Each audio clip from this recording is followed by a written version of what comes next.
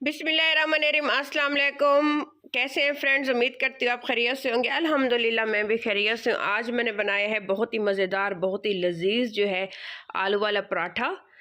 इसको मैंने बहुत ही सिंपल और सादा तरीके से इसकी रेसिपी बनाई है। तो पहले ज़माने में जैसे हमारी दादियाँ जो बनाया करती थी, बहुत ही ईजी तरीके से और बहुत ही सिंपल।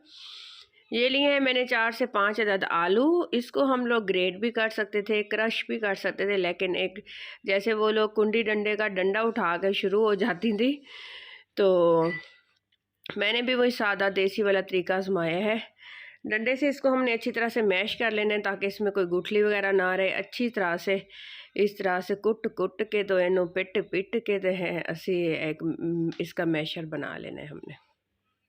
सो अब क्या करेंगे, इसमें हम फिर कुछ मसाले ऐड करेंगे। सबसे पहले इसमें हाफ़ टी स्पून नमक डालूंगी और इसमें डालूंगी पाउडर मिर्च का इस्तेमाल करूंगी। कुटी हुई मिर्च नहीं डाल रही, पाउडर मिर्च का इस्तेमाल कर रही हूँ। हरी मिर्चें भी आप लोग डाल सकते हैं, लेकिन मेरे बच्चों ने खाने थे तो मैंने इसमें हरी मिर्च का इस्तेमाल नहीं किया। सो ये देखिए, फिर इसको हाथ की मदद से ऐसे फिर अच्छे से इसको मिक्स करेंगे। अच्छे से इसकी मिक्सिंग करने के बाद फिर आगे का प्रोसेस आपको बताती हूँ। वो भी बहुत सादा और सिंपल है, जैसे बचपन में हमारी अम्मी हमें बना के दिया करती थी। तो उसी स्टाइल से मेरा आज बहुत दिल कर रहा था, बच्चों को छुट्टी थी तो मैंने कहा आज संडे है तो मैं इनको आलू वाले पराठे बना के देती हूँ। घर में इंजॉय करते हैं हम लोग। सो ये आटा मैंने नॉर्मल वाला जो हमारा गेहूँ का आटा होता है वो ही गूँध के रखा हुआ है मैंने, ब्राउन वाला। तो छोटी छोटी सी हमने पेड़ियाँ निकाल लेनी है। 2 पराठों का मटेरियल निकाल रही हूँ। पहले मैं जो है 2 पराठे रेडी करूँगी, बाद में फिर देखेंगे आगे कितने बनते हैं। छोटी छोटी सी हमने पेड़ियाँ बना लेनी है। आजकल तो पराठों के बहुत ही मुख्तलिफ़ किस्म के डिज़ाइन आ गए हैं, लेकिन मैं बिल्कुल सिंपल बना रही हूँ, जैसे हम लोग सादा दौर में खाया करते थे, बनाया करते थे, उस स्टाइल से छोटी छोटी पेड़ियाँ कर लेनी है इस तरह से। ये देखें, और आप भी कभी इंजॉय किया करें, वही तरीके आजमाया करें, पुराने वाले सादा वाले। हमारे ये तरीके जो थे खाने बनाने वाले, खाने वाले बहुत अच्छे थे और बहुत मज़ा आया करता था। यकीन माने इंसान को अपना जो है बचपन याद आ जाता है। बेलन से इसको हम बेल लेंगे हल्का सा, और मज़ीद में हाथ की मदद से इसको बड़ा कर लूँगी रोटी को जो है, क्योंकि बहुत इजी हो जाता है। बेलन से तो बहुत टाइम लग जाता है, लेकिन हाथ से जो है रोटी बनाना मुझे बहुत अच्छा लगता है, बहुत इजी होता है। तो ये देखिए, मैं बहुत मेहनत कर रही हूँ, यकीन करें मुझे बहुत नीड है, मेरा दिल करता है, मैं आपको बता नहीं सकती 2 सालों से कि मैं कितनी मेहनत कर रही हूँ चैनल पे, कि एक दिन ऐसा आएगा इंशाल्लाह ताला ज़रूर मुझे कामयाबी मिलेगी। सो प्लीज़ मेरे चैनल को सब्सक्राइब कर दीजिएगा। अजीम होते हैं वो लोग क्योंकि जो दूसरों की हेल्प और मदद करते हैं। अल्लाह ताला आप लोगों को भी खुशियाँ दे, आप लोगों को भी दिली मुरादें पूरी करें, आमीन सुम्मा आमीन।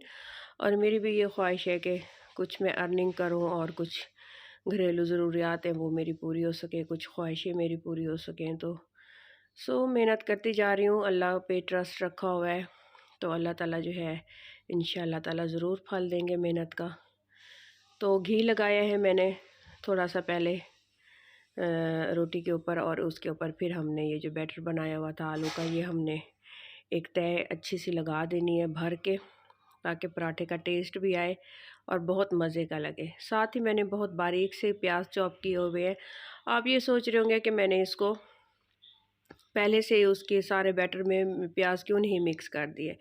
वो मैंने इसलिए मिक्स नहीं किए क्योंकि प्याज वाला पराठा कभी बच्चे नहीं खाते, तो इसलिए मैंने सेपरेट रखे हैं कि मैं बाद में अलग से कुछ पराठों में प्याज का इस्तेमाल करूँगी और कुछ के अंदर जो है खाली वही आलू का बैटर ही डालूँगी। हरा धनिया डाला है खूबसूरती के लिए, लुक के लिए। और दूसरे वाली रोटी जो है इसको हमने बड़ा कर लेना है। अब हमने इसको पैक करना है। ये समझ लें कि ये पराठा आखिर बनेगा कैसे। दूसरी रोटी बनाएंगे, इसके ऊपर डालेंगे तो तभी जाके ये बनेगा। तो ये देखें, ये था पेड़ा शायद छोटा, रोटी छोटी बनी है और इधर से इसके होल बन गए हैं। अब हमने देखना ये है कि इसमें हमने अब देसी ट्रिक कौन सी आजमानी है, ये होल हमने किस तरह से बंद करने हैं। अब क्या करना है, मेरी दादी क्या किया करती थी, छोटा सा पेड़ा उठाया, उसका छोटा सा पीस ऐसे लिया और पेवन लगा दिया। इसमें आप लोगों को पेवन लगाने का तरीका भी पता चल ही गया है कि पेवन किस तरीके से लगाई जाती है। अगर रोटी कहीं से फट जाए, अगर शेप ख़राब हो जाए, तो उसको भी हमें ठीक करने का तरीका आना चाहिए। इसको फिर मैंने तवा रखा हुआ है गर्म होने के लिए। उसके ऊपर डाल देंगे और पराठा को मज़ीद थोड़ा सा बढ़ाने के लिए इसको प्रेस कर दें आराम से, फिर मज़ीद अच्छा हो जाएगा। थोड़ा सा पानी छिड़कूँगी फिर, ताकि जो है इसके ऊपर थोड़ा हल्का सा हरा धनिया चिपकाऊँगी, ताकि पराठा जब पक कर तैयार हो तो ख़ूबसूरत सी इसकी लुक आए। माशाल्लाह माशाल्लाह बहुत मज़ेदार और बहुत लजीज सा हमारा पराठा रेडी होने वाला है। हम इधर से घी लगा देंगे।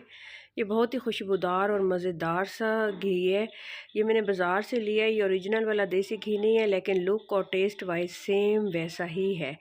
बहुत कॉस्टली मिलता है, लेकिन जो है बहुत मज़े का होता है पराठों के लिए ना, और सेहत के लिए भी ये बहुत अच्छा है। सो ये देखें, इस तरह से अच्छे से इसको मिक्स करके ऐसे लगा देंगे चारों साइडों से।